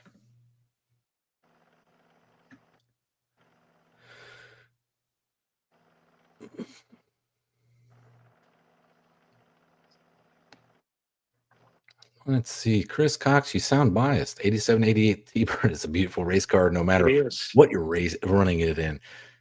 Yeah, I do like it myself. I mean, I'm telling you, I grew up in the Bob Glidden era. So, like, when that car, before I bought my T-Bird was a regular street car. I had come back from Japan after being stationed in Japan for 3 years, and I had a big pile of cash that I'd been saving up, stationed overseas. So the only thing over there to do was catch an STD and drink a lot of beer. And like after a while, when you come back to the States, you buy something cool. So I was going to buy a Grand National. I found an 86 Grand National. It was for sale. And I'm like, man, I went and looked at it. It was, I want to say at that time was like 15 grand, maybe. Might have been less than that. Might have been like 7 or 8. But I looked at it and it was like, man, well, I'd be stupid for jumping on the first car that came across. So let me go look at a few more. So at the time, you've heard Professor P and I say that the Auto Trader, that's what I was looking at, was the Auto Trader magazine. And there was that T-Bird, and it was $2,000. Was sitting in the guy's backyard, had 70,000 miles. It was his dad's car, and his dad passed away. It took 6 years for him to get a title from the state of California for it, because it was never put in a will. In the state of California, they're a bunch of assholes when it comes to something sitting and not being driven, and you don't keep the plates up to date and all kinds of stuff. So they have these penalties, like you pay the plate every year if you don't put it in what they call in-up. Yeah. And that's what this T-Bird was caught up in, a big court case with the state of California. And for 6 years, it sat with no in-op on it. And it was like some ridiculous back price on it, right? Like $3,600 or something on the damn thing in in-op fees. And so you're buying a car for like $2 grand, but you had $3,600 in in-op fees. Not me. I'm non-resident military. So I went down to the base. I got myself a thing that said I don't live in California. And then I drove to Arizona and got some plates on it. Then I drove back to California and put some California plates on it. So problem solved. Michael Schmidt has a good question on scavenging there for cylinder filling. Let me tell you, I've learned a lot of really interesting engine theory from David Vizard on this. And the actual events of the cam are pretty amazing. Um, I highly recommend going and watching some of his videos on valve timing events. I would have to say this right here is probably one of the most misunderstood and ignorant parts of hot rodding community right here. Not saying that Michael Schmidt is ignorant or his question is ignorant. I'm just saying this, that most people do not understand what this is or how this even works. And this is where if you were to take like a regular cylinder or like a regular header and then like a stepped header, which one do you think would be better? Okay. Now, the stepped header technically has all of the science behind it to be better, but the stepped header has to be specifically designed for the combination that you have. It's all based on compression ratio, valve size, port size, what camshaft's in it, where you're going to make power at, where you want to make power at, what power you're trying to crutch with the stepped header. Are you trying to make torque? Are you trying to make horsepower at top end? It's the stepped header is what takes advantage of this scavenging and cylinder filling to the maximum, because it uses pulses and essentially wave pulses based on a certain RPM where it's going to work the most. There's not a lot of people that have ever really done research on this, because the problem is if you build one header, it's not meant for one combination. Right.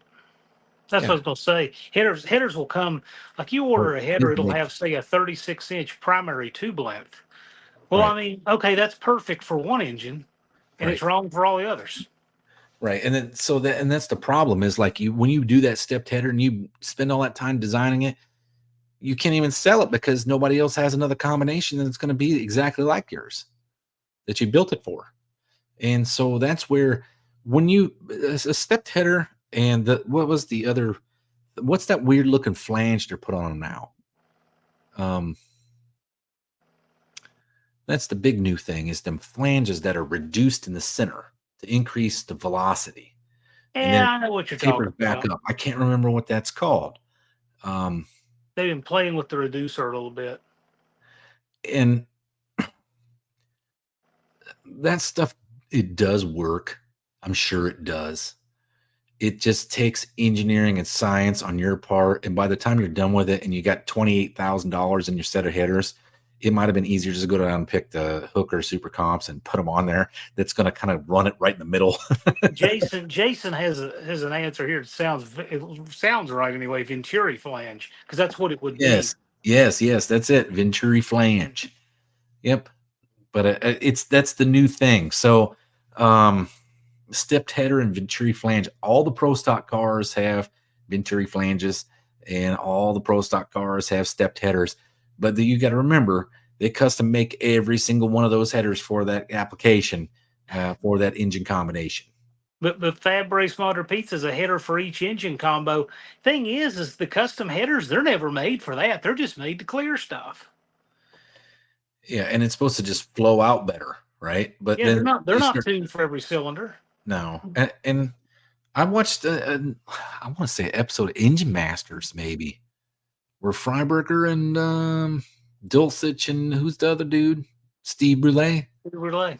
Yeah, they sat down and they did a whole episode on this whole thing, where they were testing the stepped headers and they were trying to take advantage of the pulses. And the matter of fact, it was just the straight smallest header that they had. It made the most power on the combo that they were messing with. Yeah, then I saw an episode of Engine Masters where they took a sledgehammer and smashed up a header until it had so many dents it would hardly run, to see what the effect of clearance dings were on headers. And it was amazing how much it took to actually cut the power down. The damage, So, yeah. Warren Johnson once said that an entire book could be written about what is not yet known about exhaust.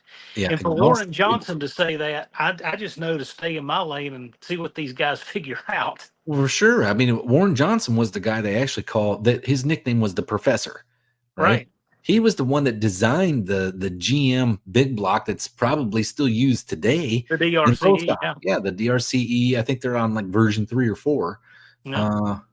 But that is that Warren Johnson is a very knowledgeable and understanding man. And when he says something like that, I mean, I've even heard David Vizard say stuff like, there's so much to talk about on exhaust that people don't know or don't understand yet that you could almost write a complete book on just exhaust. Yeah. Exhaust is still a little bit of a black hole. People are still researching it, trying to figure out. Well, and that's one of the things I always wanted to do. You ever hear the thing about like heat in your exhaust is a lubricant for removing the exhaust from the cylinder? I thought what would be neat is if you rented a dyno and then you actually heated up the exhaust tubes with like a freaking MAP gas torch while they're running the engine and see if it improved, right? Would you see any improvement in horsepower? I thought that would be cool. I don't know. I know that compression too decays faster. The more compression you have, the faster it decays, and that's why these engines run relatively small exhaust valves that have an enormous amount of compression, which lets them free up the size of the intake valve. So there's a lot about exhaust that it's fascinating, but there's still a lot yet that most people don't know, and I'm fascinated by it. The more I keep reading that people come up with. Myself, I'm pretty fascinated with it too. Exhaust is something that I've been wanting for a while to make exhaust for my super stock Buick. The only thing holding me up on that is that I don't have any linkage for the clutch, and I need to get all that in there before I start bending header tubes around there and making something that's permanent when I don't have clutch linkage in there yet. So, and it's hard to find, and I haven't had any time, and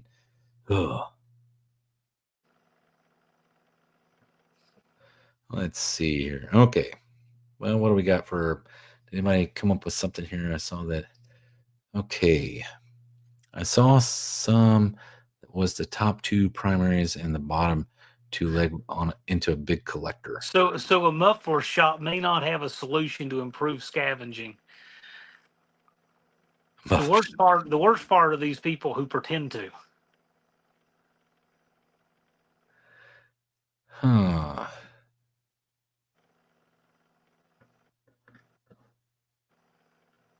Twisted Mopar Garage says, when it's all said and done, it's bracket racing. It's a number on the windshields. Some cases, just a street car that doesn't need a gazillion amount of cash involved. That's what makes... That's why I liked bracket racing. Was it made it like the regular guy can compete against the most expensive car there. Yeah. That's what made it great. You know what? I was watching a live stream where our friend Lars, LP94, he was live streaming from Music City Dragway last night. And there was a car that ran 13, I want to say 1370 in the eighth at 51 miles an hour, went to the final. The finals were two cars that had a combined ET of 20 some seconds. Love it. Dakota's hit me up about the super stock Buick. I need to get back on that thing. So I will. And I'm planning on having it done, like drivable for the Buick Nationals in May of 25. But we'll see. I need to get over to Fab Race Mod Repeat's house, and I need to cut up a 9.3 Pontiac Olds and make it fit in this Buick. So that's a big holdup for me. I see Barkley's in here. The Schmidt Show Garage. Barkley Schmidt is here. He showed up with it. We got 18 minutes left. He does. So if you've not yet checked out Barkley's channel, he's on my page. You can go to my homepage and see it. He's in the No Name 500. He's about 300 subs away. So go check him out. See if he earned your subs. He's got some great stuff going on over there. Oh, let's see. Okay, it's funny that you bring this up. Lout Burns says, yeah, NASCAR boom tubes, there's another variation. You know, technically, I remember seeing this too. In the back of Hot Rod Magazine, when they were doing Fastest Streetcar America Shootout, they used to have like ads in the back for like small businesses, you know, decal companies like Phoenix Graphics and stuff. And they used to have one back there for Dr. Gas. And Dr. Gas was the high flow exhaust guy. And what was funny is somebody in NASCAR literally called this guy in like 1993 or 4. It was a driver named Sterling Marlin. Yeah. The car it ended up on was Sterling Marlin's car. But I remember them showing up at Daytona in this thing. Or was it Talladega? I don't remember. It was one of the super speedways.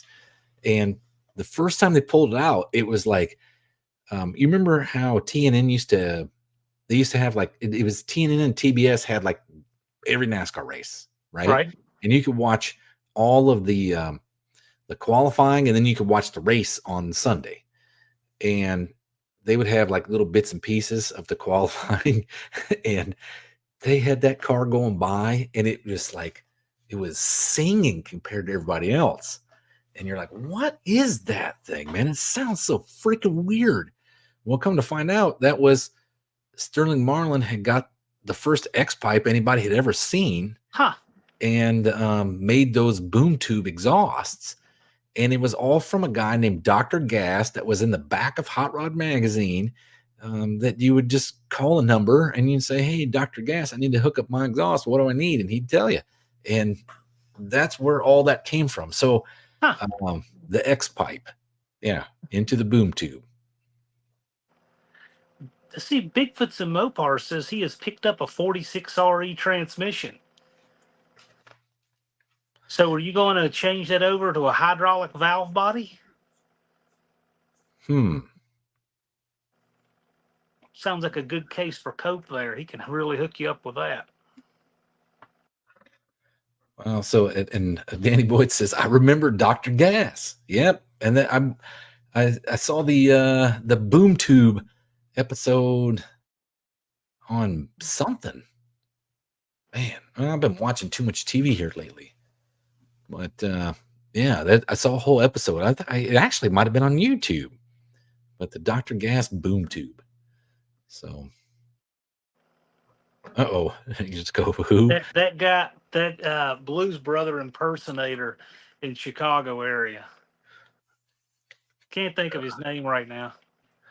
Yeah, well, I sent some guys Cope's way. I think Cope saw him, the Bucket List Mob.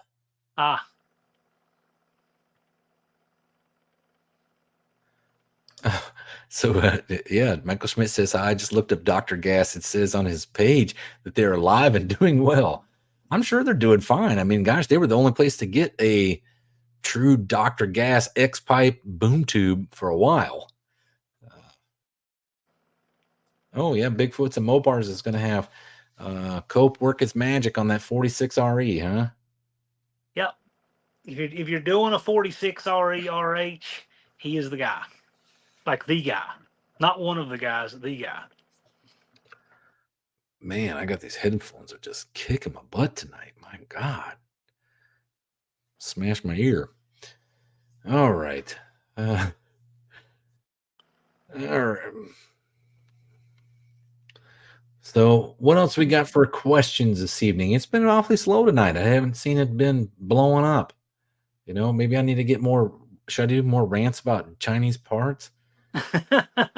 That's what you do on your channel when you don't want to build projects. You just want to get views. You do rants on Chinese parts, Yeah, rants on Chinese parts and how the world is doomed and the to all world is these. doomed. Yeah, Yeah, these and EVs are a failure. EVs going to burn the universe down. Yep. Let's see. The Schmitchmo Garage says, Dallas, did you get anywhere on your car for the match race? Well, I only got a couple things left to do. I already picked up fuel. I need to air up all 4 tires. And then I need to back it out of the garage and hammer down and give you a whole bunch of it. So that's about it. Sounds like, but Barkley needs some subscribers. It does. We need to He's get Barkley yeah. some subscribers because I need to do this match race with Barkley.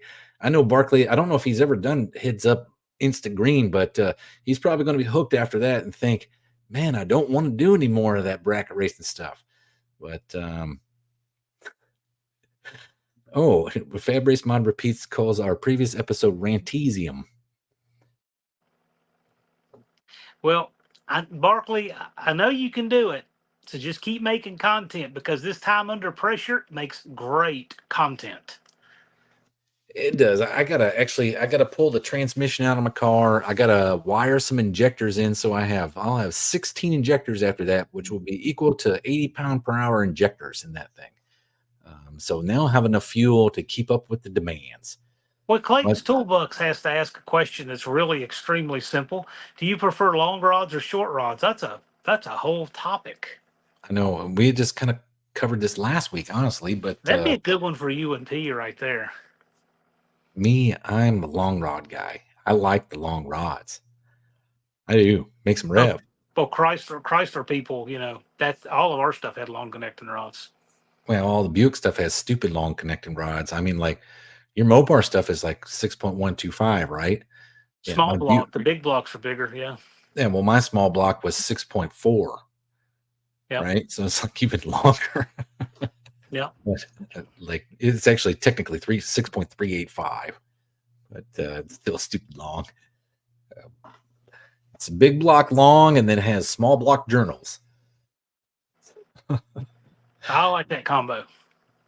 Yeah. Oh, well, Barkley said he's got a 1050 Dominator for me. I'm sure he might. That thing runs good. How big is it? How big is that big block Chevrolet now? Let's see. Miss Kanji says she like the 5.7 rods.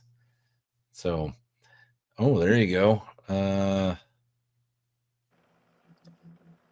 Pontiac is 6.625, but 10 inches and some change deck height. Oh, see, there you go. Clint, that's 496 for Barkley. That does 6.76. You're talking about a 440 rod, a 400 Mopar from the factory. I think it's 6.375. It's a 6 3/8 rod, not a 6 3/4.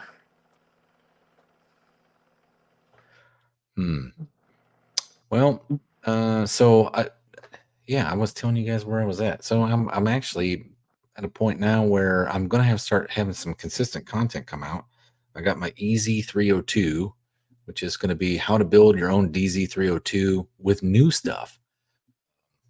And That's then, cool. Yeah, and then I have pretty much all my parts to start putting it together. I just ordered my last GM part today. Oh yeah, and that's the thing. I'm building it out of all GM parts. So I got my last GM part today. If you ever felt stupid buying hot rod parts, go buy them from General Motors and see what they cost. Because I bought a single roller timing chain that's non-adjustable for $108. Ooh.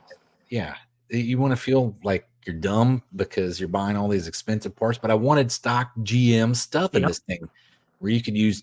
It's all GM stuff. So all GM part numbers. Yeah.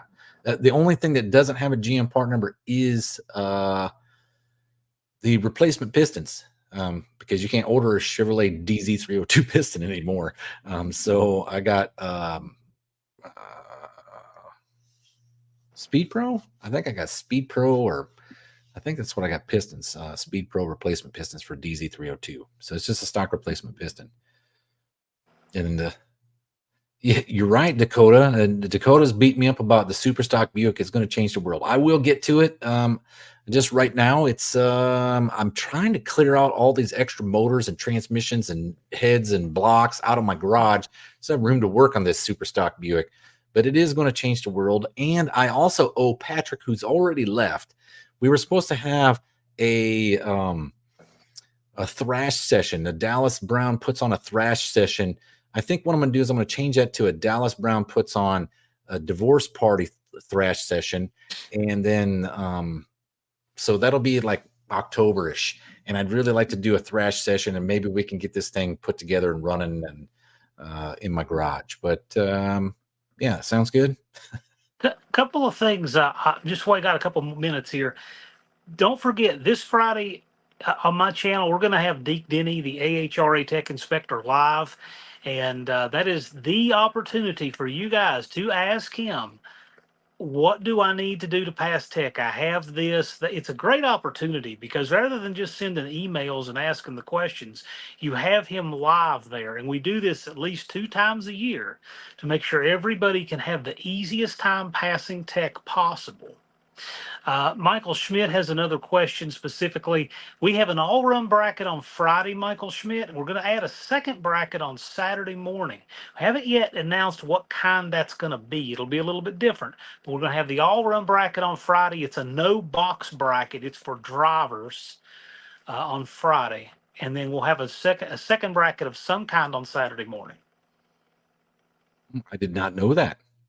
Yep, we're adding another bracket. We just don't know what kind yet. And the thing is, it depends what we have because there's so many different kinds of brackets you could have. What makes the best field? We're trying to figure that out. Blue Grit Garage is saying seatbelt question. When buying an AHRA compliant seatbelts, how do you know the date of manufacture they will send? If they expire after 2 years, how do I know the Summit won't send 1-year-old seatbelts? Okay, one, I bought a lot of seatbelts, and this is never the case. Generally, when you get them, it's a drop ship from the manufacturer, and when they show up at your house, they'll probably be in, like, you can't put them in and go to the track that weekend because they're literally like a 3-year expiration, and it didn't even start until the following month, right? So what they do is they update it, right? Like, so it'll be like, if you get them in, let's say you could buy some right now and it's August, they'll say September 3 years from now, or whatever, 2 years from now, will be the expiration date. And so technically they haven't even been made. But that's how it normally is. Every time I get them, they're usually a month ahead. Because they're not sitting on a shelf from Summit, they're drop shipped from the manufacturer specifically because they have expiration dates on them. Same way with the window nets, and what else have I bought from the same way? I think helmet. So, well, here's Dakota stirring it up now. He wants me to take the Superstock Buick versus the Dart Sport. Yeah, Unfinished Projects Dart Sport or Stephen Holtz Dart Sport. Be a good matchup for Dallas's Superstock Buick. Yeah, I doubt that. When you guys when you see the Superstock Buick run, you're probably going to be disappointed. I think it might run, I don't know, it might run a low 12, high 11, maybe. Dakota, I can't. I mean, I don't think people realize I never sit down at the No Name Nationals. It's just I probably walk about 6 or 7 miles a day doing everything. And so yeah, it's not happening. But that said, there's things I want to do, and I got things I got to do first, and the No Name Nationals is one of them because it's in 42 days and 2 hours and 3 minutes. Well, and the sad part is, okay, so we're in 43 days or 42 days and how many minutes and hours and all that. Once it's over, 3 days after that 42 days. 3? They'll give me 3 days off. No, 3 days after, right? 3 days after it's over. Once it's 3 days after the 42 days from now, it will be over. Okay. Yeah. And what will happen then at that point, if you haven't remember, because it'll be September the 20, whatever, second something or third. probably more than Okay. likely. September 23rd, you're going to be on here asking when's the next No Name Nationals. That we already got it scheduled. And then John and I, well, John probably will be jumping through his butt until December the 31st. And then he'll announce it. And then he'll be managing everybody that is now a new No Name 500 participant until this event. So there's not a lot of time off in between. There's not. Blue Grit, if the date I get is too far in the future at the No Name Nationals, I might not pass tech. What does that mean? No, that won't happen. You'll be No. fine. That's what I'm saying is they're updated. They're like if you buy them in August, they're dated for September. That way you have time to put them in. But some people can buy them and literally put them in the next day. Some You know, people buy them and don't put them in the car and they expire brand new in the box. I have said those. I have a set of those that came with my Dart Sport. They've never seen UV. They're brand new in the box and they're expired. You should bolt them in and just go. All right. Dakota, I spared 8.12 to race Mr. Haney, but it's just there's so much more to it than that. You take a car out there and you're tending a car, working on it, and adjusting valves, engaging your tires, and all that stuff, and then somebody needs something and you can't do it. You're working on your car. That just doesn't work. Well, and the other thing is you got to look at it like you're looking at this right here, right? You can't spare 7 seconds. That's what he's saying. No, dude, because I'm going to tell you right now, for It's that not 7 seconds, he's going to have to put in 700 hours to get that 7 seconds. I And had he has to to peel. eat still. I had to peel off of the gate and get people to watch it and everything else to make the pass in Haney. I mean, it's harder than you think. So I'm going to throw it back to you. You can't just drive your car down there like you did last year. Well, I Tell just us know how easy that is. the first year of the No Name Nationals, you should have seen the picture John and I took afterwards. We both were so super dehydrated. We had like Oh our my, lips were like freaking peeling off we were and big. splitting in half, right? Yeah. And that was from sleeping 2-3 hours a night and busting your butt from sun up to Yeah. sundown or later. Yeah. Right? And I was so tired. I was so exhausted. I think I slept probably 4 days straight after No Name Nationals. It's 6 a.m. to midnight every day, if you're lucky, and you get out of there. That's about it. I mean, it's busy. And that's what sucks about the whole thing is you don't make the amount of money that for the effort you put in. You really don't, And then you get the guys that are butt hurt because, oh, I didn't get my car finished. I couldn't make it to the event. Can I get a refund? And you're like, Oh no, no, nobody dude. asks that. Everybody I think knows they shouldn't ask that. Yeah, but look, we've been helping you all year long.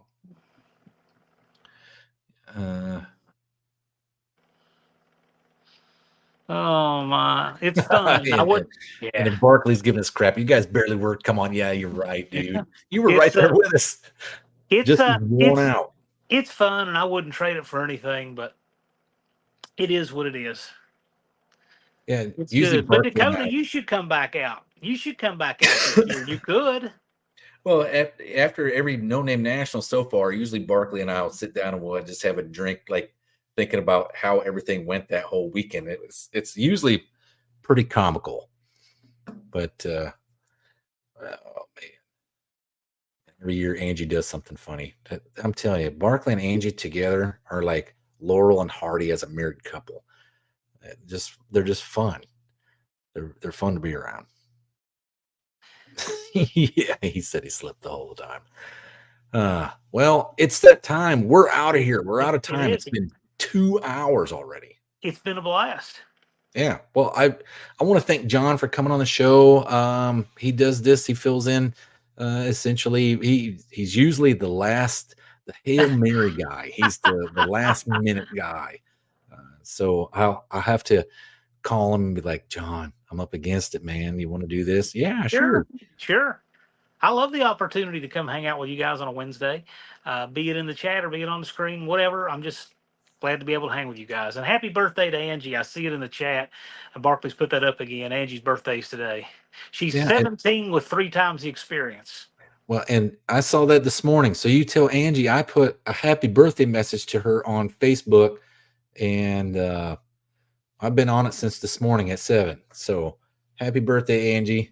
You're my second favorite person at the Schmidt Schmo, the Schmidt show, but the first one I like to hug. So, Blue Grit, the answer is yes.